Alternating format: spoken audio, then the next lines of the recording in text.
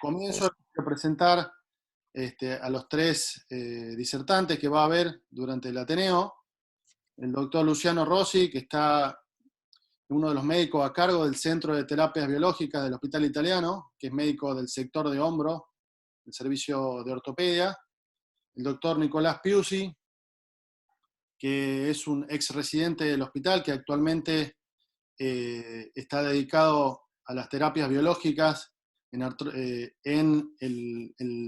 Cleveland Clinic, es parte del servicio de ortopedia y parte del Centro de Terapias Biológicas de Cleveland Clinic, y el doctor Costa Paz, que es el jefe del sector de rodillas, que después va a presentar un caso problema. Entonces, para dar comienzo, vamos a empezar con el doctor Luciano Rossi, que podés compartir tu pantalla ahí, Lucho, así arrancás. Sí. ¿Ahí estamos? Sí, a ver, todavía no. Ahí, sí, sí. Perfecto. Bueno, si querés arranco entonces, Yacu. Sí, muchas gracias a todos por estar y bueno, vamos a tratar de... Esta es la primera experiencia que tenemos abriendo ya el Ateneo, así que vamos a ir mejorando semana a semana para que tenga más facilidad después para ver y para poder subirlo a otra plataforma. Bueno, perfecto. Bueno, primero muchas gracias, Yacu y Matías y todo el equipo por la invitación.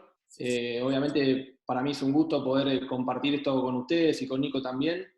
Y bueno, la parte que me tocó a mí es hablar un poco de cómo estamos organizando en conjunto con todos los equipos en el hospital el tema de la aplicación de terapias biológicas en el hospital.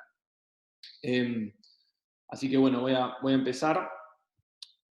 Digamos, ¿cuál es el fundamento detrás de las expectativas? ¿No? Como sabemos, las terapias biológicas generan unas amplias expectativas en todo lo que es ortopedia ya desde hace unos años, y sabemos que, digamos, los factores de crecimiento que contienen plasma rico en plaquetas tienen múltiples funciones que son muy interesantes para diversos tipos de patología del sistema musculoesquelético, ¿no? Como su capacidad de proliferar y de reclutar células madre, favorecer procesos de cicatrización de los tejidos, tiene un efecto de modulación y regulación de la respuesta inflamatoria, y también tiene cierta capacidad de angiogénesis, y todo esto es aplicable en múltiples procesos ortopédicos.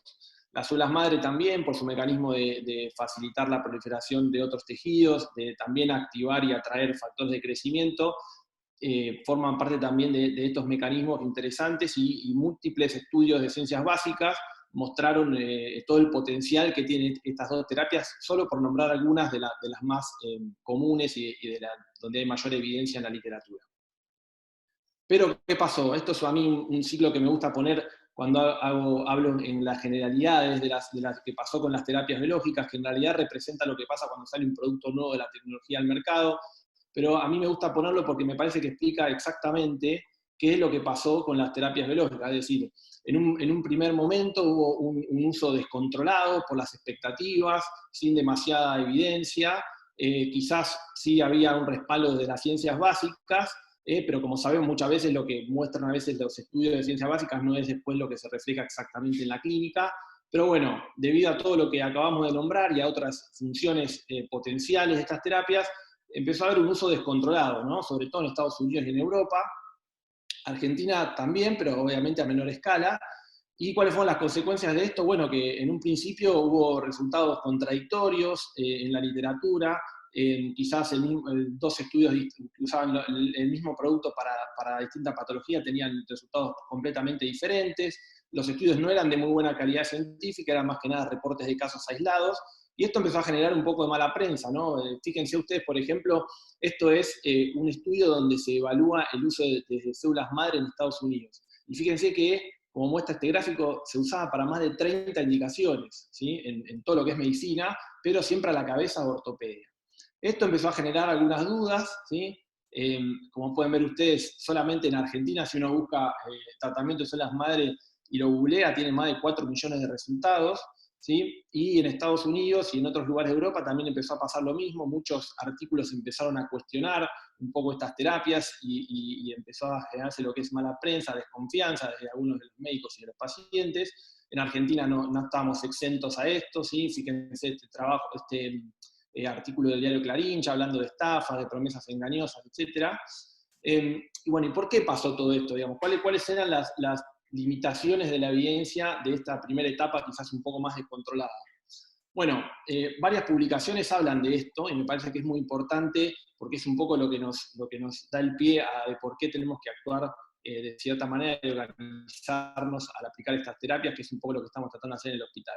Primero hay un problema con la definición, es decir, es muy común que entre un paciente al consultorio y diga, doctora, yo vengo a que me hagan células madre, o a mí ya me hicieron un tratamiento con células madre, y quizás eso no sea la forma más precisa de definir este tipo de tratamiento. Este es un artículo muy interesante que publicó Scott Rodio, que es uno de los, digamos, el principal o uno de los referentes en todo lo que es terapias biológicas del Hospital para Cirugía Especial de Nueva York, y él lo que dice, que es una cosa muy interesante, solamente una de cada 20.000 células de la médula ósea es una célula madre. Esto representa más o menos 0,005%. Entonces, ¿está bien decirle al paciente que le estamos haciendo células madre, o en realidad tenemos que llamar a las cosas por su nombre?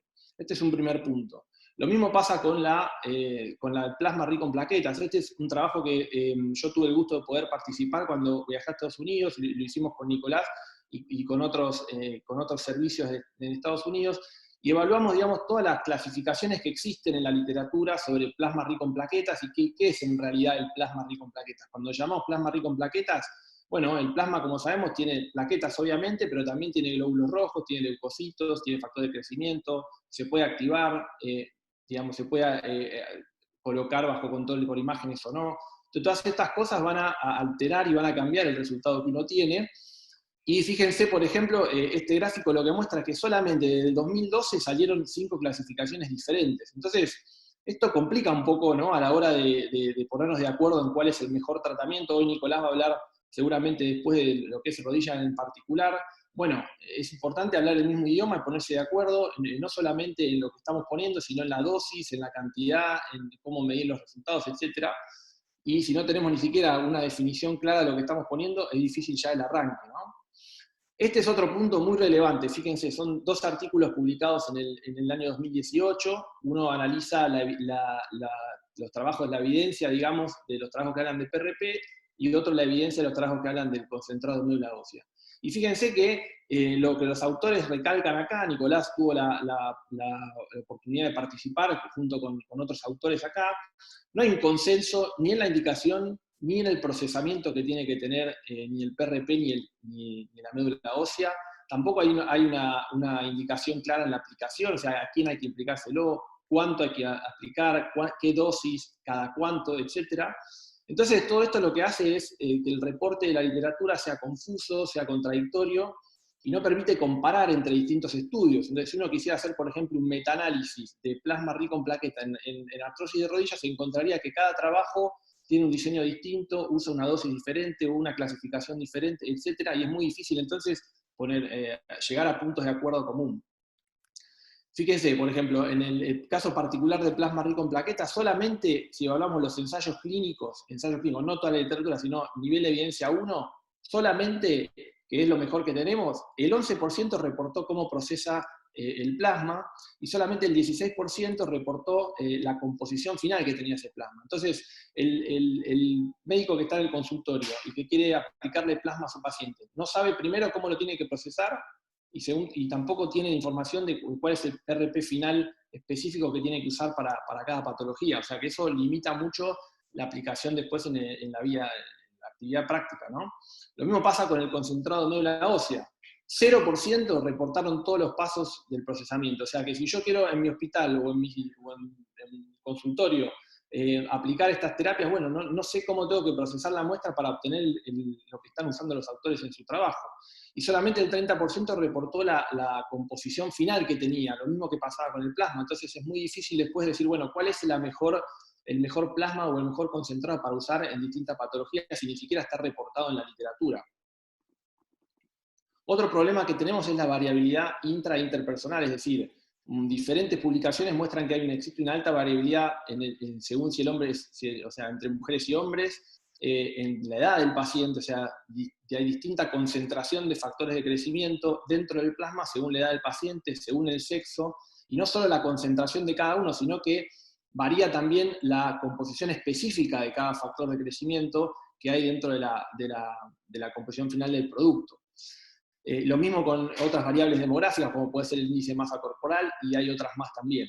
Entonces, todo esto también son factores que hacen más complejo el uso, y si nosotros no medimos todas estas cosas de alguna manera, es muy difícil después llegar a determinar cuál es el producto ideal para aplicar en cada patología. Entonces, bueno, todas estas cosas se fueron reconociendo, ¿sí? Y empezó a mejorar un poco la metodología, se empezaron a buscar algunos consensos, y lo que pasó es que si uno evalúa la literatura, ¿sí? Y busca plasma rico en plaquetas en ortopedia, puede ver cómo creció en forma exponencial. Por el 2001 había 2 citas, en el 2018 ya más de 100 citas, ¿sí? Ahora, si uno se fija específicamente en la calidad, que es lo que realmente nos importa de los estudios, fíjense que hay 60 ensayos clínicos evaluando plasma rico en plaquetas en ortopedia, en distintas indicaciones, pero el 93% de los ensayos clínicos se publicaron en la última década, o sea que recién en los últimos 10 años empezamos a tener información clínica de calidad como para empezar a determinar para qué patologías esto sería potencialmente útil y para qué patologías no, ¿sí? Un ejemplo es artrosis de rodilla. Yo no me voy a meter mucho acá, porque voy a hablar Nico con detalle, pero fíjense, por ejemplo, que en los últimos 10 los últimos 10 estudios de nivel de evidencia 1 se publicaron el primero recién en el 2012, ¿sí? O sea que esto es un poco lo que está pasando con distintas patologías. Entonces, bueno, ¿cómo hacer para estar acá, ¿no? Para poder indicar con forma más precisa este tipo de terapias y para mejorar la calidad de evidencia?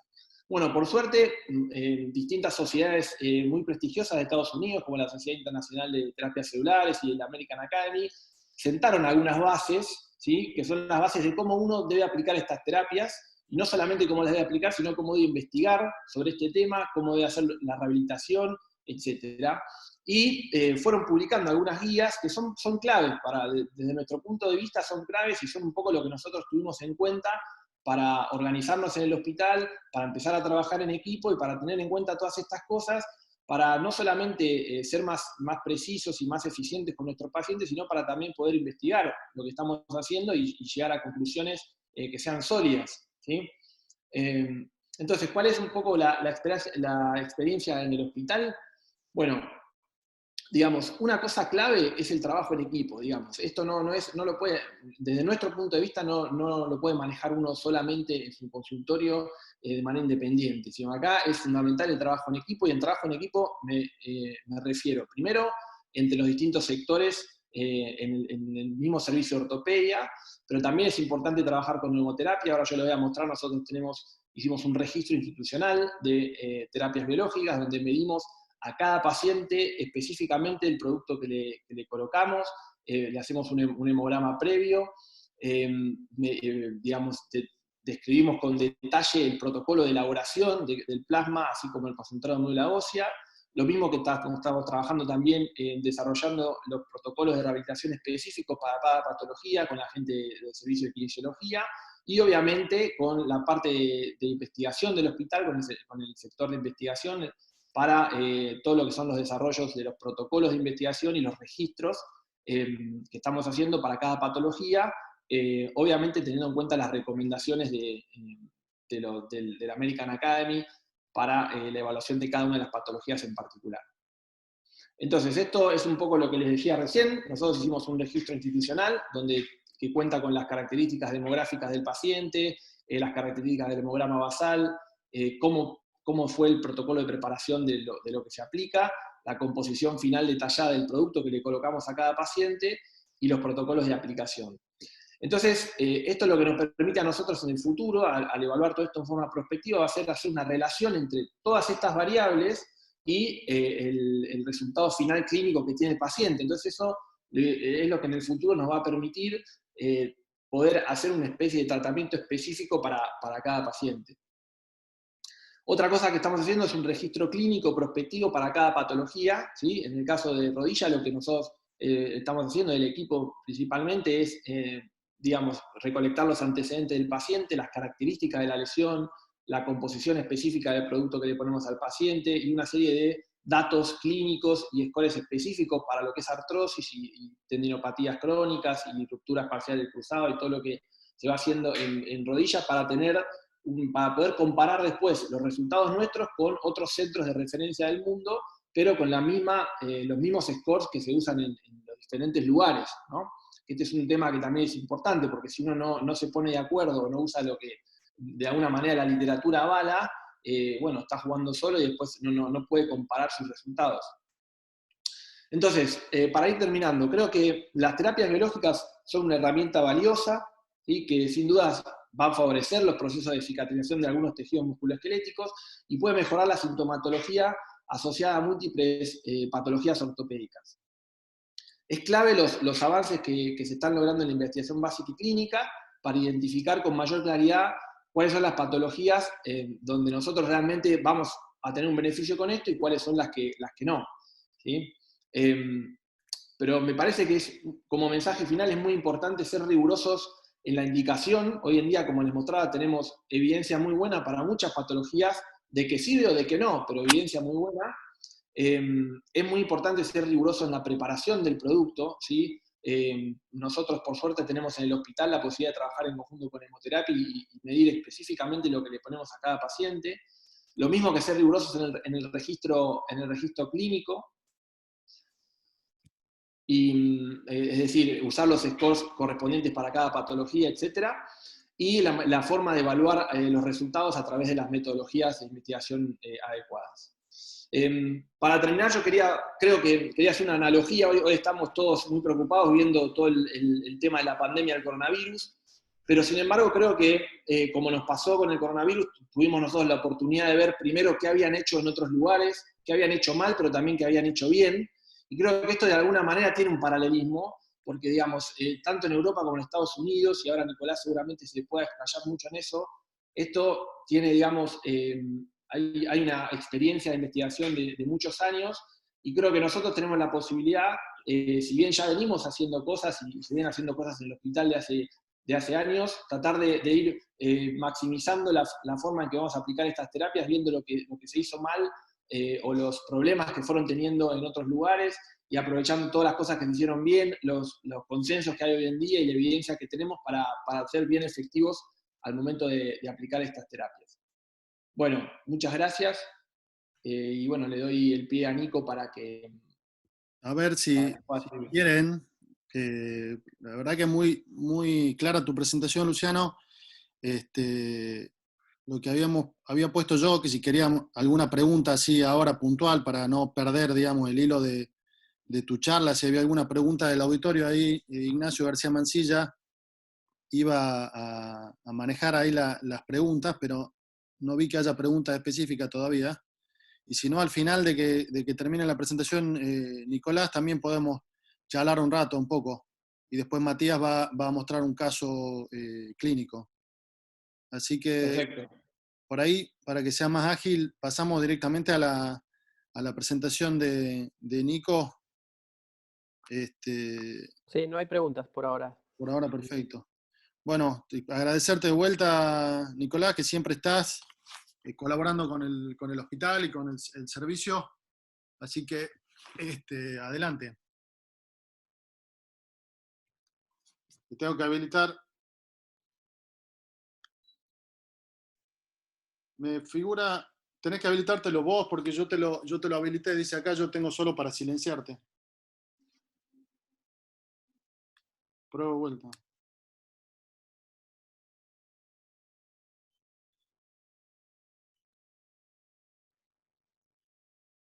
No se escucha, ¿sabés? Si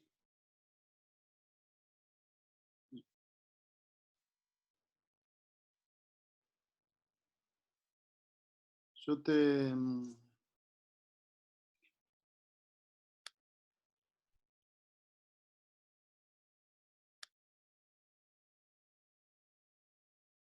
Ahí podés probarlo, Nico. Ahí está. Creo que Perfecto. ahí se escucha. ¿Me escuchan bien? Sí, sí, perfecto. Sí. Bueno, primero de todo, gracias por la invitación. Es un gusto, como siempre, participar y unirnos, aunque sea a la distancia. En primera instancia, le espero que todos, cada uno en el lugar donde está, con su familia, se encuentren seguros y atravesando este momento complicado que nos toca atravesar. Pero también nos permite encontrarnos así virtualmente y poder compartir y poder generar estos espacios virtuales para seguir intercambiando ideas y experiencias. Y en segunda instancia también felicitar al Centro de Terapias Biológicas del Hospital Italiano y a todo el equipo que han establecido un programa de punta realmente, que no tiene nada que envidiar a los centros que nosotros estamos acá tratando de establecer también y tratando de encontrar el rumbo en este área todavía complicada de las terapias biológicas. Así que bueno, con eso vamos a empezar. El foco de la charla de hoy va a ser en artrosis de rodilla. Sin ahondar mucho, la artrosis de rodilla es una de las patologías más prevalentes que tenemos que enfrentar como ortopedistas y como comunidad médica, siendo tan solo en los Estados Unidos, sabiendo que el 12% de la población, al menos aquí, tiene diagnóstico médico, lo cual nos da una población de 27 millones solo en Estados Unidos que debiéramos tratar. Interesantemente, si uno hace una evaluación radiológica, radiográfica en pacientes mayores de 65 años, la artrosis es muy frecuente, aunque no sea sintomática. En pacientes mayores de 75 años, en 3/4 de la población hay signos radiográficos de artrosis. Y la prevalencia, tanto en Estados Unidos como en el resto del mundo, solamente va a aumentar de aquí en adelante, como marca las distintas fundaciones que hacen estudios epidemiológicos de artrosis, lo cual marca la importancia por múltiples factores de cómo debiéramos enfrentar esta patología, tratando de mejorar la calidad de vida y disminuir los costos que conlleva el tratamiento de esta patología. Entonces, si uno pone y uno ve el espectro de la artrosis de rodilla, y aquí podemos ver de izquierda a derecha distintos grados de artrosis, cuando estamos en una situación en la cual estamos en hueso sobre hueso, hay deformidad y hay compromiso mecánico, y el tratamiento conservador falla, es bastante claro y los resultados son bastante predecibles cuando nosotros hacemos una artroplastía y hacemos un reemplazo.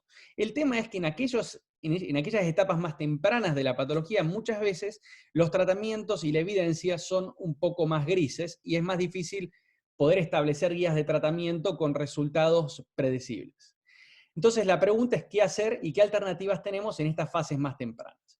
Si uno hace un estudio radiográfico, y estas son muestras de cartílago de pacientes que yo le he hecho reemplazos de rodilla, por lo cual todos tienen cierto grado de artroplastía, podemos ver a la izquierda una imagen donde hay fisuras, hay destrucción morfológica, y a la derecha podemos ver una estructura más conservada, pero con distintos aspectos más tempranos. Nosotros quisiéramos poder encontrar formas y distintas terapéuticas para poder disminuir la progresión o incluso tratar de restituir la anatomía y el funcionamiento normal del cartílago. Ahora bien, cuando uno se pone a ahondar en cuáles son los mecanismos detrás de la artrosis, hay un sinnúmero de distintos targets que uno pudiera hacer foco y pudiera desarrollar distintas terapias, y que en definitiva son el punto de partida para poder desarrollar muchas de las terapias biológicas y de los tratamientos para esas fases más tempranas, que pueden ser tanto targets celulares como targets de distintas proteínas o distintas enzimas, y todos pathways que todavía tenemos que buscar la forma y desarrollar distintos objetivos para poder optimizar el tratamiento en base de cuál es la fisiopatología de la enfermedad. Entonces, para poder hacer un poco de darle un marco a las terapias biológicas, voy a ir un poco a cuáles son las terapias básicas que nosotros, con las que contamos hoy en día, que tenemos como arsenal terapéutico en nuestro consultorio, y ver cuál es el punto de partida y cómo es que las terapias biológicas se incluyen y se ponen inmersas en este algoritmo de tratamiento de la artrosis de rodilla. Respecto al corticoide. El corticoide es uno de los tratamientos más trillados y que más evidencia hay en la literatura. Entonces, si uno se pone a ver, y este es uno de los niveles de evidencia más altos que hay en esta revisión Cochrane, y uno compara los corticoides contra distintas terapéuticas, en general hay un efecto que favorece al corticoide, por lo cual hay un efecto real que cuando uno inyecta pacientes con corticoides mejoran en el dolor y en la función. El tema es que si uno hace evaluación en base al tiempo de duración y uno evalúa a la primera o segunda semana después de la aplicación, uno encuentra que este efecto es muy marcado en la mayor parte de los pacientes. Lo que pasa es que a medida que las semanas pasan, ya hacia el mes, este efecto empieza a disminuir un poco, y ya incluso a los 3 meses, si bien pareciera haber un efecto en la literatura, y nosotros un efecto clínico que uno ve en algunos pacientes que mejoran, ya el efecto no está tan claro. Y muchas veces esto se ha correlacionado con que uno, bueno, cuando hace la inyección con corticoide lo hace en el pico, y uno sabe que el dolor en la artrosis es un dolor cíclico. Entonces, si uno hace la inyección en el pico de dolor, generalmente a los 3 meses generalmente puede haber un valle, y el efecto que se ve a los 3 meses en alguno de los estudios puede ser simplemente el curso natural de la enfermedad con sus valles y sus picos de dolor o de sintomatología. Y esto queda un poco más marcado porque uno cuando evalúa a los 6 meses el resultado de los corticoides, si bien ya ha habido un clearance de la medicación, el efecto es muy poco claro o nulo. Ahora bien, distintos approaches se han generado para tratar de decir, bueno, si se ve este efecto a corto plazo, busquemos una forma de hacer un delivery de la droga, del corticoide, con microesferas, con un control más, con un control en la liberación, para que se pudiera liberar de forma más controlada por periodos de tiempo más largos. Y esto es uno de los productos, y no tengo ningún conflicto de interés, pero sí me parece interesante la tecnología y el approach. Ellos lo que han logrado, es lo que han vendido con este producto, que es el primer producto en generar microesferas para liberación de triamcinolona interarticular. Interesante que cuando uno evalúa la evidencia detrás de esto y uno pensaría, bueno, los resultados clínicos debieran mejorar, esto no se ha visto y no se ha comprobado todavía, y el efecto clínico de esta formulación prolongada no ha tenido todavía una repercusión en cuanto al tratamiento del dolor y la sintomatología mayor que el control. Se ha logrado lo que sí, que las concentraciones sistémicas que se logran con esta liberación más controlada son menores, por lo cual pareciera que este puede ser un tratamiento más seguro en aquellos pacientes diabéticos o que uno pudiera tener mayor reserva a la hora de hacer un corticoide interarticular. Ácido hialurónico, como otra de las terapéuticas que habitualmente muchos de los centros o algunas de las aseguradoras médicas cubren, y es una de las inyecciones más frecuentemente utilizadas en la artrosis de rodilla, es una que tiene mucha evidencia detrás. Como marco, para entender un poco y ahondar un poquito en profundidad, el ácido hialurónico es uno de los componentes del líquido sinovial, y por lo general está presente y cumple distintas funciones, más allá del efecto viscoelástico o lubricante que se creía inicialmente que era la principal función. El ácido hialurónico tiene un rol fundamental en la cascada inflamatoria, y de hecho es interesante que el hialuronano se ha correlacionado a distintas patologías autoinmunes y distintos procesos inflamatorios a través de todo el sistema, o sea, no es algo propio solamente del líquido sinovial. Ahora bien, ¿por qué lo utilizamos en la rodilla? Bueno, porque en la artrosis el ácido hialurónico, la concentración disminuye, porque hay un aumento en la degradación, porque se disminuye la producción, porque aumenta la reabsorción en cuanto a toda la inflamación que hay en la rodilla, y todo esto lleva a que uno, hipotéticamente, si uno suplementa con ácido hialurónico, pudiera mejorar la sintomatología. La evidencia es vasta, y uno incluso cuando ve el costo que conlleva la inyección de ácido hialurónico, al menos aquí en Estados Unidos, es uno de los principales costos de los tratamientos de artrosis previo a la artroplastía de rodilla, por lo cual es uno de los focos principales de atención en cuanto a armar los algoritmos de tratamiento. Ahora bien, y ya de a poco vamos a ir haciendo la conexión con las terapias biológicas. Cuando uno analiza el ácido hialurónico, uno encuentra que del sinnúmero de productos comerciales que hay muchísima variación, tanto en el peso molecular, en el método de producción, en la vida media, la dosis, el costo de estas terapias. Y eso genera que todas estas diferencias en los productos conlleva también a resultados disímiles. Cuando uno en la literatura busca y compara los ácidos hialurónicos, encuentra que los de alto peso molecular y de fermentación bacteriana son los que tienen mejor efecto, comparado a los de baja masa molecular y aquellos de origen animal, de los cuales hay muy pocos hoy. Pero si uno evalúa la evidencia, uno encuentra que los ensayos son muy heterogéneos en base a los los distintos productos, el sinnúmero de productos que hay y la calidad disímil que hay en los ensayos, por lo cual las recomendaciones terminan siendo poco claras y discordantes. Cuando uno se va y busca aquellas guías tanto europeas, americanas e internacionales en cuanto a, bueno, cuál es la indicación y cuál es el grado de evidencia, uno encuentra que hay polos opuestos. Algunos plantean que puede ser beneficioso, otros que no, dependiendo de la indicación. Y en definitiva, es un poco de cuál es la metodología que uno utiliza para analizar esa evidencia. Ahora bien, ¿por qué hice foco en estas dos terapias? Porque son las que tenemos más frecuentemente y son las que muchas veces son las únicas alternativas que tenemos para ofrecerles al paciente en conjunción con la modificación de factores de riesgo, optimización de peso y terapia física. Pero cuando todo ello falla o cuando estas terapias no son una alternativa viable, ¿qué alternativa tenemos? Bueno, tenemos muy pocas. Y aquí es un poco en este gap que tenemos en el arsenal terapéutico que surgen las terapias biológicas y tienen ese auge, porque claramente hay una necesidad tanto para el médico que quiere algo para ofrecerlo al paciente y el paciente que busca alguna alternativa que no sea la cirugía. En esas etapas más tempranas. Entonces, terapias biológicas, ¿qué son? Biológicas viene de vida, de cualquier sustancia derivada de productos de origen animal o fuentes biológicas y que se pueden utilizar para tratar o prevenir enfermedades. Básicamente, podríamos clasificarlas en dos grandes grupos, las que modifican los síntomas y las que modifican la estructura. Hoy en día vale aclarar que no tenemos ninguna terapia biológica que haya demostrado modificar la estructura, sino que todas las terapias que vamos a discutir han mostrado que en el mejor de los casos mejoran la sintomatología, lo que nosotros creemos o se creería que es por una modulación del proceso inflamatorio.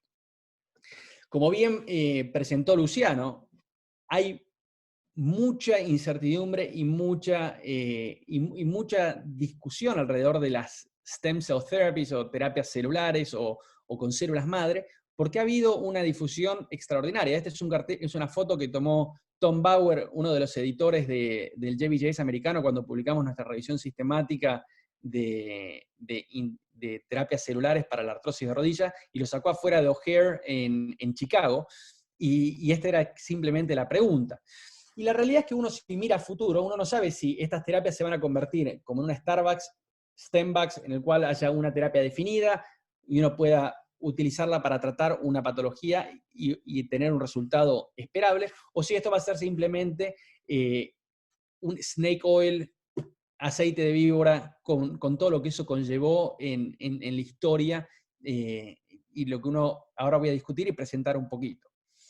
Si uno se remonta al siglo XVIII, cuando el aceite de víbora se vendía y se hacía marketing y publicidad, hay muchos paralelismos con lo que son las terapias celulares y sobre todo las células madre y cómo se venden y cómo se hace el marketing.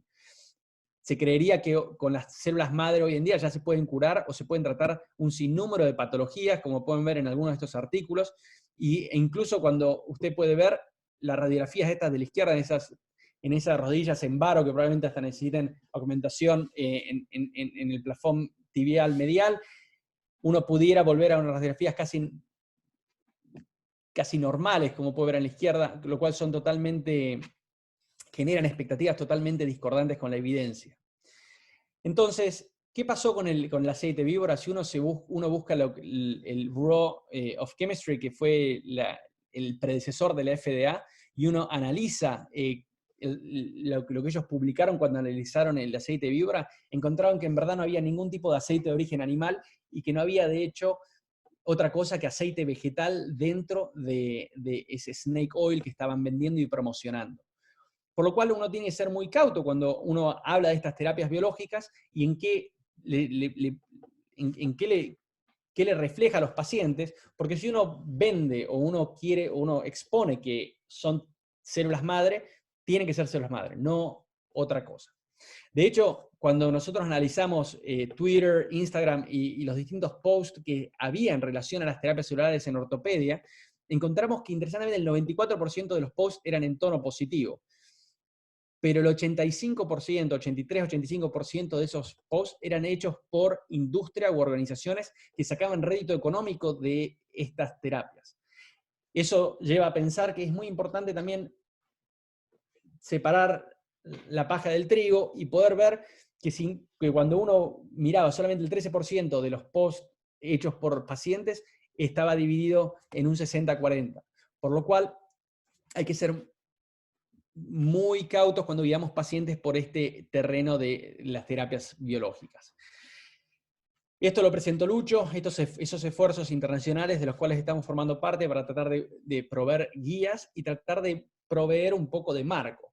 Y el marco de todo esto, de las terapias biológicas, uno las puede enfocar desde la medicina regenerativa y en el pilar del trípode de lo que son las células, los factores de crecimiento y las estructuras, los biomateriales para hacer delivery dependiendo de qué patología está tratando. Ahora bien, andando un poco en las terapias biológicas y en lo que es puntual a la artrosis de rodilla, probablemente son dos los tratamientos que están más difundidos. Uno el plasma rico en plaquetas y el otro el concentrado en médula ósea. Y voy a entrar un poco más en detalle en estos. El plasma rico en plaquetas, para los que no están tan familiarizados, es un producto que se genera, es un producto autólogo, se hace obteniendo sangre periférica con un anticoagulante generalmente. Esto cuando se centrifuga se hace de separación por densidad y se obtiene el plasma y las plaquetas que se concentran en ese plasma, por lo cual en un volumen más bajo de plasma se logra una concentración más alta de plaquetas que el valor de plaquetas que uno tiene circulando en la sangre. Ahora, dependiendo de los distintos procesos que uno hace de centrifugación, uno puede generar plasma rico en plaquetas con distinta composición. ¿Cuál es el mecanismo de acción detrás de esto? Como un poco marcó Lucho, el concepto es que los gránulos alfa de las plaquetas, que son depósitos de factores de crecimiento, cuando ellos entran en contacto con el colágeno, estas plaquetas se activan y liberan estos factores de crecimiento, y estos factores de crecimiento que hay, tanto proinflamatorios como antiinflamatorios, podrían generar una proliferación o reclutamiento de las células madre o progenitoras circundantes, o sobre todo lo que más se cree, que podrían modular la respuesta inflamatoria, y eso generaría una disminución en los síntomas. Ahora bien, nosotros nos enfrentamos a la complejidad que hay un sinnúmero de distintas centrífugas con distintas características y distintos sistemas que generan distintos productos. Y muchas veces la caracterización de cada uno de estos productos es poco clara. El trabajo que presentó Luciano, en el cual nosotros marcábamos esta complejidad, y sobre todo una complejidad que se traslada a la literatura. Y cuando uno busca los metaanálisis para ver, bueno, cuál es el efecto real del PRP en la artrosis de rodilla, uno encuentra que en primer lugar hay muchas revisiones sistemáticas, hay muchos metaanálisis, y es difícil sacar unas conclusiones generales. Pero si lo tenemos que sintetizar, estas son las 4 conclusiones que nosotros sacamos. Uno, que es una terapia segura. Si está hecho con cuidado y por manos experimentadas, el riesgo es similar al de cualquier inyección intraarticular, por lo cual el mayor riesgo sería el riesgo de infección, el cual es bajo. Y después algunos efectos adversos locales transitorios, como dolor, edema o un poco de inflamación en los primeros 24 o 48 horas, que por lo general se ve en menos del 5% de los pacientes. Lo interesante es que la mejoría en dolor y función que nosotros hemos encontrado y que se ve en la literatura parece perdurar hasta los 9 a 12 meses en aquellos pacientes que responden. Pero hay que tener en claro que no todos los pacientes responden. Y lo otro que es importante es que dentro de las distintas formas de preparar el PRP con concentración baja en leucocitos es el que pareciera tener mejor efecto a la hora de evaluar, a la hora de ejecutar PRP en artrosis de rodilla. Un trabajo que nosotros que está por publicarse, o está en revisión en el Journal of Bone americano, que nosotros estamos ahora, que acabamos de concluir, fue haciendo un mayor foco en, bueno, si hemos visto este efecto clínico en los metaanálisis, bueno, ¿cuál es la costo-efectividad de esta terapia cuando lo comparamos, por ejemplo, con un tratamiento más establecido como es la prótesis de rodilla en un paciente que tiene una artrosis moderada, un Kellgren-Salloren grado 2 o 3. Y esto planteamos un paciente de 55 años y evaluamos, obviamente con los valores acá en Estados Unidos, tomando una tasa de falla temprana de artroplastía del 0,7% y calculando cuál es el costo en aquellos pacientes que van a revisión y cuál es el costo del PRP. En este caso utilizamos una serie de PRP para usar el control. Evaluamos cuál era la costo-efectividad. Interesantemente, encontramos que en todas las curvas y en todo el análisis comparando prótesis contra PRP en este paciente con una artrosis moderada / severa, el PRP demostró no ser costo efectivo cuando uno considera tanto los costos directos como los costos indirectos. Y lo que es interesante es que esta costo-efectividad y el determinante no estaba dado por el precio del PRP, sino sobre todo por la falta de eficacia clínica establecida en cuanto a cuando uno hace el aglomerado de todos los resultados clínicos, no es un resultado tan predecible y el costo que conlleva no era costo efectivo. Ahora bien, lo interesante es que sí detectamos que, incluso con la evidencia actual y con el costo que conlleva, el riesgo, en los pacientes de alto riesgo, que la artroplastía conlleva mayor tasa de reoperación, readmisión o cualquier tipo de complicación, en estos pacientes el PRP podría ser costo efectivo para mantener ese paciente con una calidad de vida razonable por el tiempo que fuere. Concentrado de médula ósea.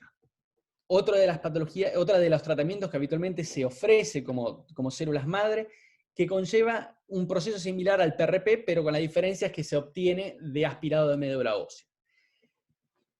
Los mismos desafíos que planteamos en el PRP, los mismos desafíos se encuentran muchas veces en el concentrado de médula ósea, con el adicional de que están las células madre o progenitoras en la médula ósea, que todavía hay muchas cosas que no entendemos.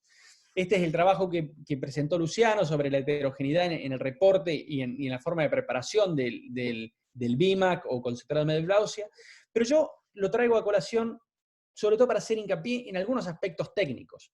Cuando uno evalúa la evidencia, que ahora voy a hablar un poco de ella, cuando uno evalúa, uno tiene que empezar desde las bases. Y las bases de un concentrado de médula ósea de calidad óptima empieza por una aspiración de médula ósea con una buena técnica. Publicamos en JBJS Reviews la técnica recomendada para hacer el aspirado de médula ósea con distintos procesos, pero en líneas generales es importante entender que uno no puede hacer una aspiración de 30, 60 mililitros todo de una. ¿Por qué? Porque uno solamente en los primeros 2 o 3 mililitros de médula ósea obtiene la mayor parte de las células nucleadas que contienen las células madre y progenitoras, por lo cual el resto de la aspiración desde ese sitio está dado solamente por volumen de sangre. Todavía el efecto de estas células nucleadas y las células madre que se encuentran allí presentes está por determinarse, pero uno debiera, si va a ofrecer esta terapia, empezar por una recolección, un aspirado de médula ósea óptimo. Dato interesante que cuando nosotros analizamos más de 400 pacientes que hicimos aspirado de médula ósea y encontramos una concentración similar a la que reportaba Luciano, que Scott Rodio citaba en su trabajo, en cuanto una de cada 15.000 o 20.000 células es una célula madre o progenitora, encontramos que incluso tanto los pacientes jóvenes como los pacientes ancianos o pacientes de mayor edad tienen células madre en su médula ósea, por lo cual podrían ser candidatos a utilizar esta terapia. Ahora bien, cuando uno procesa el concentrado de médula ósea, uno está utilizando una población heterogénea de células que todavía no entendemos bien cuáles son las que cumplen la función y qué función cumplen si es que la cumplen. Y de hecho, esto es el trabajo que citaba que nosotros hicimos en el 2016 y se actualizó en el 2017 y hay otros trabajos también nuevos, en el cual, si bien cuando uno analiza las inyecciones con terapias celulares, la mayor parte de ellas con concentrado de médula ósea, algunas con microfragmentación de grasa con distintos productos comerciales que probablemente conocen, si bien pareciera que hay resultados positivos en la mejoría clínica y que parecieran ser seguros, la calidad de la literatura es extremadamente baja y es limitada. Por lo cual las conclusiones que uno pudiera sacar con estas terapias es limitado también. Tercer punto, ¿qué otras terapias biológicas tenemos? Y sin entrar más en detalle, porque por el tema del tiempo y podríamos hacer un seguimiento si quieren otra, hay otras, derivadas de la grasa, derivadas del líquido amniótico o tejidos de placenta, pero en todos ellos la evidencia es aún más baja de los que les he presentado hoy. De estos grupos de trabajo, como el que presentó Lucho, hemos escrito distintos trabajos delineando cuáles son los gaps y los pasos que debiéramos seguir para poder sobreponer las limitaciones y poder avanzar. Y en definitiva, entender que con ciertos lineamientos, en base a los fundamentos y las fundaciones que estamos estableciendo ahora, probablemente podamos tener evidencia más clara en los años que vienen para poder guiar esta área de tratamiento en esta etapa temprana de la artrosis, que muchas veces no sabemos qué es lo ideal para nuestros pacientes. Lo último, presentarles la Biologic Association, que es un grupo nuevo que hemos formado con distintas sociedades y distintas personas dentro del ámbito de terapias biológicas en Estados Unidos y en el mundo, en el cual vamos a estar tratando de sacar distintos lineamientos y una voz unificada en lo que son las terapias biológicas, por lo cual los invito a entrar al link y a la página, y en los meses venideros vamos a encontrar distintos lineamientos y guidelines y distintos trabajos que estamos sacando de este grupo de trabajo para poder proveer un poco de guía y, como mostraba Lucho, tratar de generar en esta curva de Gartner que pasemos de ese pico de expectativas y esa desilusión cuando los resultados no son los que vemos a un plató de productividad que sea más sostenible en el tiempo. Y con eso concluye la presentación. Cualquier pregunta, les dejo mi email y será un gusto charlar o escribirnos en cualquier momento. La verdad, excelente, Nico. Ahí estaba viendo, antes que sigamos con lo del doctor Costa Paz y el cierre, que si querés leas las preguntas. Sí, Carlos, hay una serie de preguntas. Sí, sí. La primera es de Santiago Sopi. Pregunta si utilizan algún biomarcador, sobre todo para estadios preartrósicos.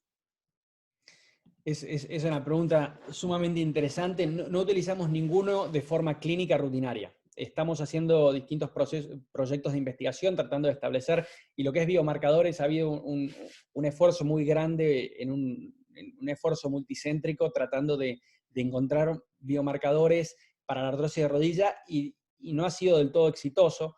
Hay distintos biomarcadores, ¿no? O sea, cuando uno habla de biomarcadores pueden ser tanto de imágenes, haciendo estudios con resonancia magnética de 7 Tesla de mayor definición, tratando de encontrar alteraciones de forma más temprana.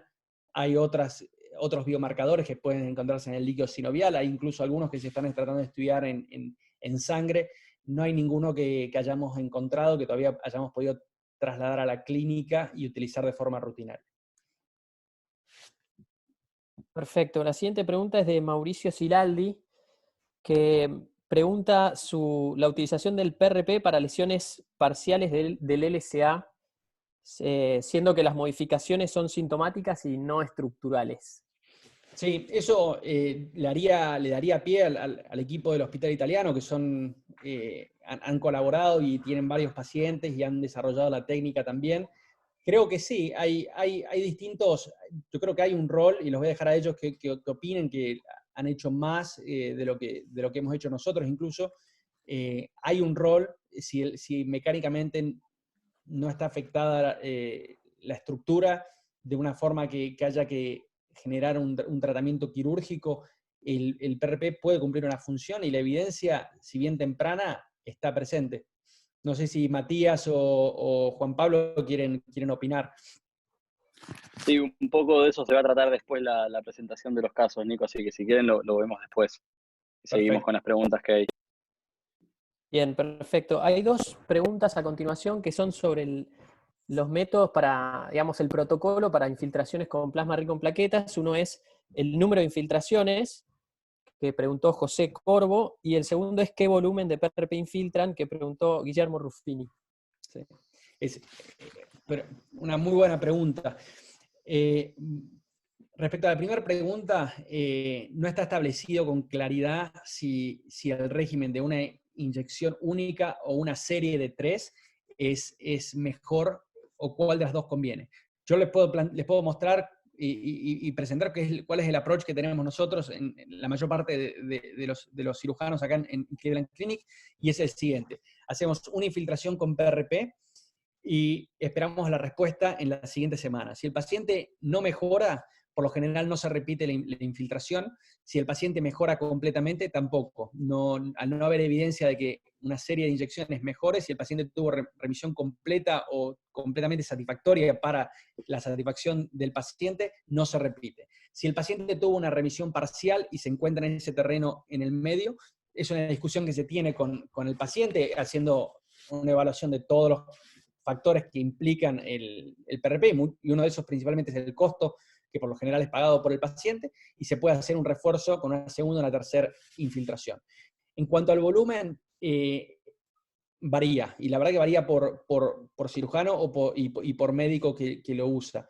Mi approach es que tomo, por lo general, dependiendo de la centrífuga que uno utilice, si yo tengo 2 o 3 mililitros, yo generalmente lo llevo a 4 mililitros, diluyéndolo con plasma pobre en plaquetas, y trato de hacer una infiltración con 4 mililitros de forma estándar por rodilla. Bien, perfecto, muy claro. La siguiente pregunta es de Miguel Tomasone. Pregunta: ¿qué tasa de destrucción cartilaginosa han encontrado con el uso de glucocorticoides? Es otra pregunta muy interesante. Hay evidencia encontrada en la literatura. En las ciencias básicas se ha demostrado que el corticoide tiene un efecto detrimente a los condrocitos cuando uno los pone en un cultivo celular. Si uno los expone a distintos corticoides y sobre todo a distintos analgésicos locales que muchas veces la gente utiliza, eso puede generar un efecto que disminuye la proliferación de esos condrocitos. Inyecciones repetidas, hay distintos estudios que han demostrado que el espacio articular se disminuyó, y hay, al menos que yo esté al tanto, 1 o 2 estudios con resonancia magnética que también han inferido cierta, no es categórico, pero cierta pérdida del cartílago. Yo creo que la evidencia todavía no está tan clara, porque poder diferenciar cuánto es debido a los corticoides y cuánto es debido a la progresión de la patología es un área todavía gris. Por lo cual es difícil dar una respuesta clara, pero me parece que es eso, es un área gris y no hay una respuesta categórica. Bien, perfecto. La siguiente pregunta es de Alex Antesana, que habla sobre cuál es la experiencia sobre el tratamiento de PRGF, me imagino que sea refiriéndose a plasma rico en factores de crecimiento, aplicándolo tanto intraarticular como intraóseo, sabiendo que existe una alteración de la homeostasis a nivel subcondral e intraarticular. Sí. Sí. Los distintos procesos de subcondroplastía asociados a las inyecciones. A ver, en primer lugar, PRP o las distintas formulaciones que uno puede encontrar dentro de la familia de PRP varían en definitiva en la cantidad de plaquetas, en la cantidad de glóbulos blancos y en definitiva la cantidad de factores de crecimiento que uno termina inyectando. El sitio de inyección todavía está por definirse. Nosotros publicamos en el Journal of Knee Surgery una revisión sistemática de subcondroplastía en rodilla, evaluando los resultados, y los resultados parecieran ser favorables. Ahora bien, la evidencia era muy baja y era mayor serie de casos en su mayoría. Hay un cierto fundamento fisiológico y fisiopatológico, en el cual uno muchas veces si uno hace una resonancia magnética, uno encuentra que hay edema óseo y que hay un efecto subcondral que está relacionado, y pudiera ser que en algunos casos la infiltración intraósea genere cierto beneficio.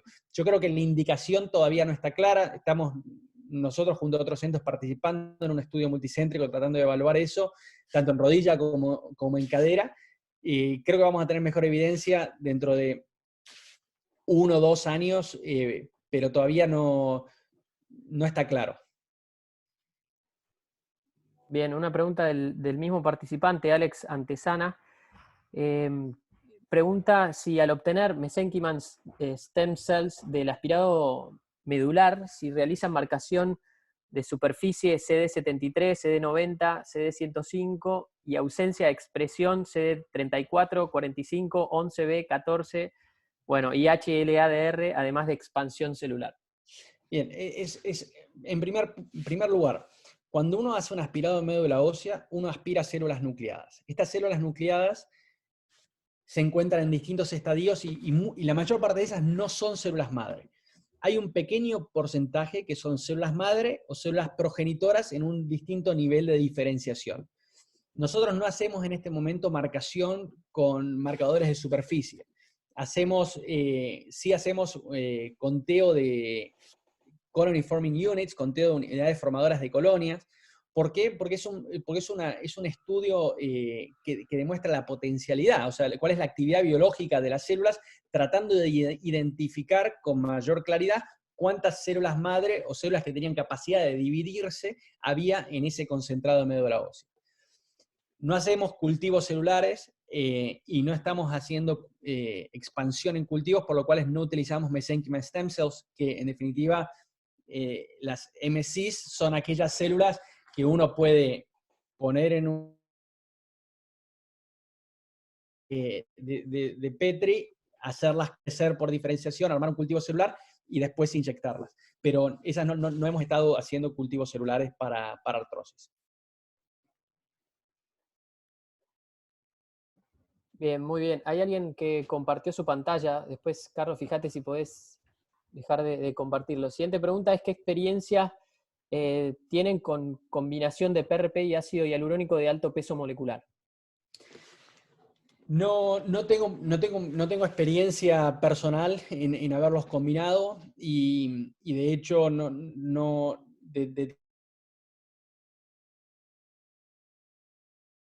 biológicas de clínica. Recién hemos empezado ahora un estudio randomizado prospectivo que con todo el tema del coronavirus se ha parado, pero en el cual estamos comparando 3 brazos de tratamiento, hialurónico con PRP, PRP solo y placebo. Así que en por lo menos año y medio, en 18 meses, sabremos un poco más. Bien, perfecto. Con respecto a las preguntas que hay de ligamento cruzado, ahora van a ser respondidas en la próxima presentación. Vamos con una pregunta más por un tema de tiempo. Vamos con la pregunta de Francisco Nali, lo mandamos saludos, seguramente se esté en Mar del Plata. ¿Se encontraron diferencias entre hacer PRP al momento de la extracción o unas horas después? Otra buena pregunta. La realidad es que no, el factor del tiempo, si uno si hace una inyección asincrónica, no está tan claro. Nosotros tratamos en lo posible de hacer todo en el momento. O sea, el paciente llega al consultorio, se extrae la sangre, el paciente permanece en consultorio, se procesa y se inyecta en el momento. Pero en eso hay que recalcar lo valioso de esfuerzos como el que está haciendo el Hospital Italiano con el Centro de Terapias Biológicas y la colaboración que tiene el Centro de Terapias Biológicas con el sector de rodilla, por ejemplo, ya que ellos, dentro de toda la base de datos y todo el registro que tienen, ellos van a poder responder del Hospital Italiano con la base de datos del hospital de la Cleveland Clinic. Nosotros vamos a poder justamente responder esta pregunta, que es una pregunta válida. En cuanto a lo que es el proceso y el flujo de pacientes, si uno tiene que hacer y armar un sistema costo efectivo, probablemente sea más costo efectivo citar a los pacientes y hacer la aspiración, tomar la sangre el día antes o en la mañana y después hacer todas las infiltraciones juntas, y approaches como el que se está haciendo y se está invirtiendo desde la dirección del hospital hasta la dirección de cada uno de los sectores y la gente coordinando el Centro de Terapias Biológicas en el Italiano, son ese tipo de enfoques multidisciplinarios y colaborativos que nos van a permitir avanzar el campo y responder a preguntas como esta que tiene Francisco, que es una pregunta excelente que hoy en día no tiene respuesta. Bueno, vamos a cortar ahora por un tema de no excedernos de los tiempos que tiene la reunión. Y doy paso al doctor Costa Paz que va a mostrar un caso y por ahí podemos hacer algunas de las últimas preguntas que queden ahí. Las leemos. Okay. Perfecto. Carlos, ¿se escucha bien? Se escucha muy bien, se escucha muy bien. Bueno, buenísimo. La verdad que ustedes saben, este tema hay cursos enteros de 2 días, 3 días, hablando solo de terapias biológicas, así que da para muchísimo más que esta sesión virtual. Para continuar con esto, solo tres cosas antes de empezar a hablar sobre este caso clínico para llevar esto a la práctica. Una, agradecer al doctor Pablo de Carli. En esta sesión tenemos a los dos jefes, al jefe actual, que es el doctor Pablo de Carli, que es el precursor de todo este centro de terapias biológicas. Saludarle y agradecerle por este tema. El segundo punto está el doctor Luis Múscolo, que es el jefe honorario del servicio y es el que generó el equipo de rodillas hace varios años y que generó también en forma indirecta, la mayoría que estamos acá participamos del grupo ICAM, que es el italiano Knee Alumni Meeting, que son todos los fellows que hemos seguido al doctor Múscolo por muchos años, así que es un honor tenerlo acá. Entre ellos no lo vi a Miguel, sí lo vi al Japo, que también está, es decir que se va juntando una línea continua de investigación en el hospital. Y cerrar un poco el tema de terapias biológicas del centro, agradecerle a Lucho todas las pilas que le pone para ir avanzando como equipo en esto. Y la última cosa, antes de irnos, es el aviso que el viernes que viene seguimos con estos ateneos virtuales y se va a encargar el doctor Licho Carbó sobre prótesis e inestabilidad. Así que los invitamos a todos para continuar viéndonos. Yendo a esta presentación relacionando un poco, llevando un poco al llano todo lo que explicaron el doctor Rossi y el doctor Piusi, nosotros hace ya más de 15 años empezamos a ver algunos casos muy esporádicos que eran muy raros y que los empezamos a seleccionar y lo publicamos en esta revista, en el Clinical Orthopedics, y esto básicamente las fotos de ese trabajo, y que veíamos un paciente que tiene una ruptura con inestabilidad. Matías, perdón que te interrumpo, no tenés compartida tu pantalla, si querés. Eso te iba a decir, sí. Si vas a empezar a mostrar la presentación, compartila así. Ok. Pará.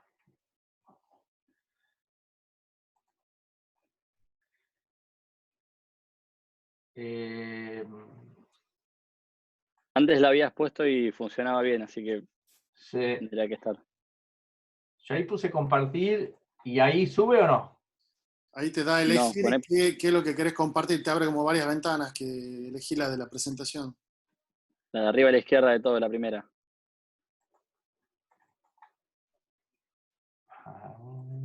Ahí se ve tu escritorio. Ok. Ahora abrí el PowerPoint. Ahí está. Y ahora eso. Volvé a la primera si querés, Mati, que estás en la tercera diapo. Ahí está. Ahí está, ahí estamos. Se ve perfecto. Ahí estamos. Ahora, ¿esto nunca se había visto entonces, esta? No, pensábamos que estaba dando introducción. Ok, perdón. Bueno, entonces, en principio este es el trabajo que les estaba comentando en relación a cicatrización biológica de una ruptura de ligamento.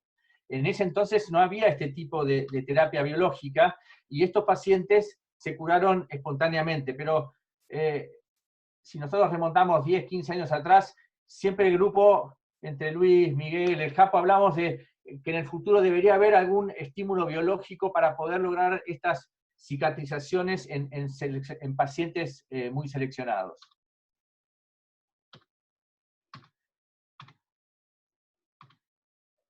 ¿Ahí estamos bien? ¿Estamos viendo CAT-1000 ahora?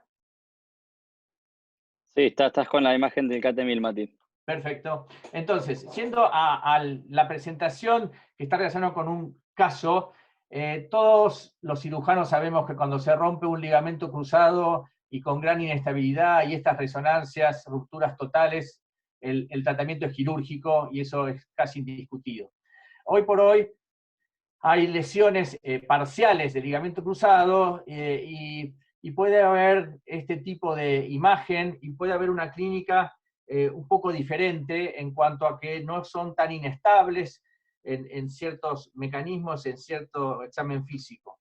Yendo al caso problema, esta es una mujer de 42 años que tuvo un giro esquiando y tuvo una clínica de dolor, sangrado, y en la revisación que nosotros hicimos tenía un esbozo de pivot, un Latchman positivo, un CAT-1000 diferencia de 4 milímetros, y esta es la resonancia inicial con meniscos sanos, una pequeña contusión ósea en la parte de atrás, y en principio ese diagnóstico era ruptura del ligamento cruzado anterior.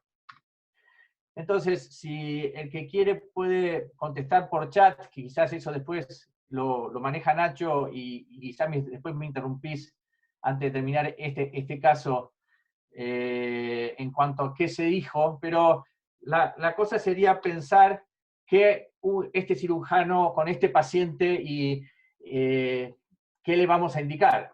Entonces, puede haber diferentes opciones y nosotros en este caso definimos, hablando con ella, definir un tratamiento conservador. Ella no era gran deportista, como ustedes les expliqué anteriormente, y estaba de acuerdo a decir, doctor, ¿habrá alguna otra posibilidad? Y entró entonces en un protocolo que estamos haciendo de inyección de PRP para intentar hacer un plus en la cicatrización de ese ligamento. Estas son las características de porcentaje de plaquetas, bajo leucocitos, alrededor de 6 milímetros de inyección, y la evolución fue realmente muy buena, y la paciente evolucionó, como ustedes ven, con la resonancia cada mes mejor, digamos, entre la secuencia esta de resonancia, con una muy buena cicatrización después de 14 meses. ¿Estamos? Así que ese puede ser una alternativa. La otra alternativa era que quizás en este momento, porque el caso este fue hace 4 o 5 años y había ciertas cosas que no hacíamos, era preguntarle, no sé si puede entrar Juan Pablo Sícaro, si ese caso puede hoy por hoy tener una indicación, en el caso de operarlo, de una aumentación con un tutor interno y dejarle ese ligamento cruzado. No sé si, Nacho, lo podés conectar a Juan o al otro. Sí, acá estoy. Perfecto. Sí, es buena la pregunta. Hay como un gris ahí en el medio que está muy bueno, y son pacientes que hay que seleccionar muy bien, como bien dijiste antes. En este caso, si uno ve la resonancia de la paciente y la clínica, en la resonancia se ve que no tiene una lesión que se vea franca, bien proximal, sino que se ve como si se hubiese ensanchado todo el ligamento. Esa imagen gris dentro del ligamento como que preserva la vaina de toda la estructura del ligamento.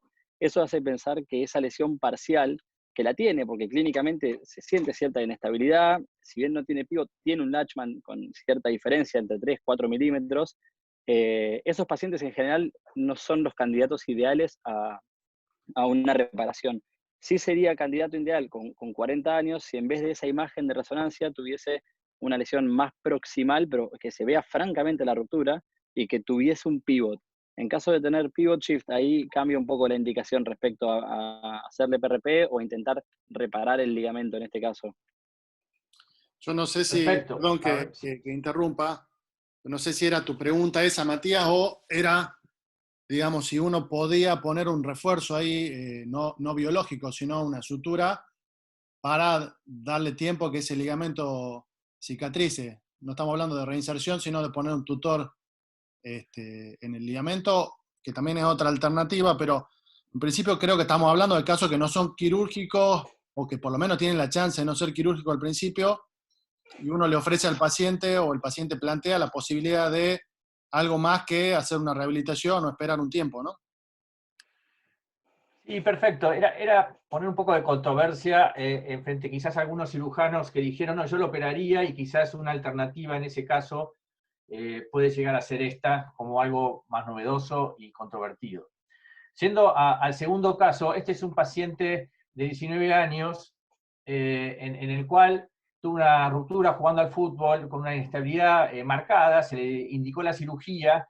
Lo concreto que, como pasa varias veces, este paciente tardó un poco en operarse, vino a los 2-3 meses, y cuando lo fuimos a revisar antes de la cirugía, el paciente ya no tenía pivots, el pivot se negativizó y estaba muy bien clínicamente. De todas maneras, ya estamos bajo anestesia, así que definimos ponerle el artroscopio y visualizamos esa lesión. ¿Ok? Entonces, el ejercicio sería para la audiencia es qué diagnóstico hace con ese tipo de lesión y cómo sigue la cirugía. Entonces, se trata en este caso de una lesión parcial de una banda, a nuestro modo lateral y estable bajo anestesia, no tenía pivot, y qué tratamiento le haríamos durante la cirugía. Ese sería para el chat, que si un cirujano quiere decir qué le haría esto, si sigue adelante con la reconstrucción, si hace otro tipo de tratamiento, si hay posibilidad, me gustaría preguntarle al doctor Piusi si en este caso con una lesión parcial de una sola banda, él tiene experiencia de colocar PRP en estos casos. Es decir, que se pueden tener diferentes enfoques. Yo le voy a mostrar el enfoque que hicimos nosotros. Esto fue hace 5 años y lo operamos con todo el equipo, y en ese momento decidimos sacar esa pequeña lesión, ese muñón, hacer una notchplastia. Lo volvimos a revisar al paciente y el paciente estaba muy bien, así que decidimos no hacer más nada, pensando que 3/4 partes de ese ligamento cruzado iban a ser suficientes y preferimos no tocarlo. El paciente se hizo un último control de la resonancia magnética postoperatoria al año y anduvo espectacular durante 3 años. Matías, acá en el chat a tu pregunta, 2 participantes respondieron que harían aumentación, y otro, Nicolás Ramallo, aumentación anatómica más PRP intraoperatorio. Ok, bueno, por eso es uno con estas alternativas hoy por hoy puede hacer ese tipo de tratamiento y es muy válida en ese caso. Yo quería mostrarles lo que hicimos hace 5 años, y hoy por hoy creo que haríamos una aumentación, no haríamos lo que hicimos, y quizás le daríamos más fuerza a ese ligamento cruzado. Pero lo concreto, que fue lo que se hizo, el paciente anduvo muy bien durante 3-4 años, pero el año pasado volvió a nuestra consulta con el ligamento cruzado roto, y finalmente lo reoperamos y le hicimos una plástica del ligamento cruzado. Es decir, esta es la historia real de este paciente. Siempre nos queda alguna duda si lo que se rompe es la cicatriz o es una nueva lesión de ligamento cruzado. Es difícil de comprobar eso. Y entonces este caso lo trajimos específicamente para ver qué alternativas podemos haber tenido. Coincido con el doctor que dijo, lo hubiéramos hecho una aumentación y quizás no se hubiera roto, pero no lo sabemos exactamente. Pero lo concreto que fue lo que ocurrió, y creo que hoy por hoy somos más agresivos con este tipo de pacientes. Nacho, no sé si hay alguna pregunta, si no ya seguimos 3 minutos para comentar este trabajo que hicimos con PRP. Comentalo, Matías, si querés, porque por ahí aclara algunas de las preguntas que están, y después hacemos esas preguntas. Sí, hay Perfecto. muchas preguntas con respecto a nuestro protocolo en lesiones parciales de LSA, así que me parece bien seguir con esto. Perfecto. Entonces, este trabajo lo hicimos con todo el equipo, publicado acá en el Journal de Sport Medicine. Cuando hablamos a lesión parcial, es un tema complejo, no hay acuerdo en la literatura sobre qué es un ligamento cruzado parcial roto, cuál es el diagnóstico real y cuál es el tratamiento de estas lesiones. En estos trabajos se discute mucho esto. Si uno ve las clasificaciones, es difícil tener un consenso en cuanto a qué porcentaje de las fibras del cruzado es para definir una lesión parcial. Hay diferentes tipos de clasificaciones, y en general, si uno lo quiere simplificar mucho, debería ser el paciente un LSA parcial sin un pivot franco. Ese sería el tema. Lo que pasa es que a veces hay grises, pues, como todos sabemos. El tratamiento lo puse como, en primera instancia nosotros lo ponemos como una lesión parcial. Consideramos que es conservador y que sí puede tener, o por lo menos una opción es intentar un tratamiento biológico con plasma rico en plaquetas. Así que el objetivo de este trabajo fue analizar estos resultados con lesión parcial, tratados de forma no quirúrgica con PRP, es decir, no los operamos. Esto es más o menos la grilla de pacientes en cuanto se hicieron 2 grupos, uno con infiltración interarticular, única infiltración más rehabilitación, y los otros sin ningún estímulo biológico, y los evaluamos a la distancia. Entonces, la parte de arriba de estas imágenes son pacientes que mejoraron clínicamente su imagen y resonancia y la clínica. Ustedes ven acá ruptura con PRP, cicatrización, 71%, ruptura, evolución natural, cicatrización levemente más baja, y algunos casos que no evolucionaron bien con la resonancia. Entonces, si uno busca artículos, nos pareció importante el grupo de la Prade, con dos argentinos amigos como son Jorge y Cecilia, en la evaluación de las terapias biológicas en el ligamento cruzado, y no llegan a grandes definiciones, como explicaba Nico en sus trabajos. Nuestro trabajo en sí habla de que no podemos definir que el PRP sea mucho más, digamos, mucho mejor que la evolución natural. Pero como todo tiene sus limitaciones, consideramos que deberíamos tener un mejor número, un mayor seguimiento, y en este caso el Centro de Terapias Biológicas nos va a ayudar a mejorar esa biología, a mejorar exactamente cuánto de específicamente cantidad de plaquetas le tenemos que colocar, cuántas. Si nosotros hicimos una única infiltración, quizás en el futuro vamos a tener que hacer 2 o 3, bajo en glóbulos blancos, es decir, algunas características que va con el tiempo, me parece que va a hacer mejorar estas alternativas con este tipo de pacientes. Así que muchas gracias por su atención, y quedamos todo el equipo abiertos para sus preguntas. Me gustaría, digamos, lo dijiste muy bien y todo, pero me gustaría, por interés de la audiencia, recalcar el hecho de que estamos hablando de lesiones parciales del ligamento, no pacientes que tenían inestabilidad y pacientes que pensábamos que hubieran andado bien operándose, que está muy claro en el gráfico ese. No le hicimos PRP, eso fue una experiencia para lesiones parciales y separamos esos dos grupos, ¿sí? Porque me parece importante por ahí, por el que no escuchó todo, porque no es la idea hacer PRP en una lesión completa que tiene inestabilidad, ¿no? No, claro, exactamente. Sí, es repetir lo tuyo. Fueron lesiones parciales del ligamento cruzado anterior, correcto. Hay preguntas con respecto a cómo fue la infiltración, si fue intraligamentaria.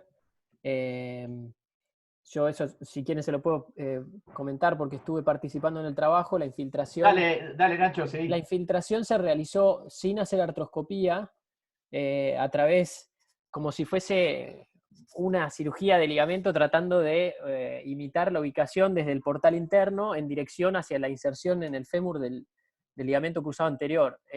No se utilizó imágenes tampoco, que muchos trabajos publican el uso de ecografía para hacer la aplicación intraligamentaria o incluso con contraste. En este caso no lo hicimos y fue una sola infiltración de esta manera que les estoy comentando.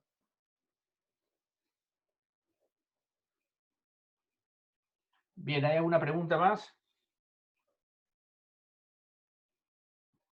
Hay otras preguntas, como no sé si quieren seguir con preguntas de las charlas previas, no sé cómo estamos de tiempo. Idealmente sería bueno que terminemos en 5 o 10 minutos, digamos, que así no... Bien. Perfecto. Tenemos... Nacho, selecciona alguna pregunta y ya vamos cerrando toda esta sesión. Bien, ¿sabes? esta es una pregunta, 1:20. no sé si Nicolás Piusi sigue con nosotros. El doctor Maquino pregunta en cuanto a la obtención de células mesenquimáticas del tejido adiposo. ¿Estás, Nico, todavía? Sí, acá estoy. Mira, la realidad es la siguiente. Las células de tejido adiposo han demostrado tener una alta concentración de células mesenquimales o células progenitoras. Ahora bien, los únicos métodos que tenemos, como uno de los más conocidos, el Lipogen, por ejemplo, lo único que hace es una microfractura y microfragmentación de la grasa, y después hacer esa disgregación celular, hacer el inyectado. En definitiva, son grafts de grasa que uno está inyectando en la rodilla. Los resultados clínicos son...